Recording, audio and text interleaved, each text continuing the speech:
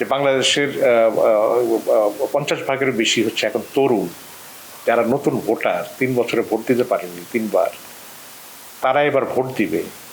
তাদের মন মেজাজ কিন্তু আমরা যেরকম শেখ মুজিবুর রহমান, জিয়াউর রহমান, মানে ভাসানী, কত আবেগের দ্বারা আমাদের মধ্যে আবেগ আছে, তো এইসব তরুণদের মধ্যে কোনো রাজনৈতিক দলের প্রতি অন্ধ আনুগত্য নেই, আবেগও নেই।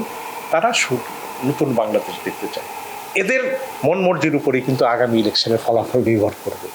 অর্থাৎ বিএনপির এটা বোঝা উচিত যে তারা যেই কথাগুলি বলছে, ইভেন সংস্কারের ব্যাপারে আমি বলবো, বিএনপি সংস্কারের চাইতে দ্রুত নির্বাচনে যে প্রত্যাশা করে, যদি সংস্কার ছাড়া নির্বাচন হয় তাহলে বাংলাদেশে আরো গণ অভ্যুত্থান করবে।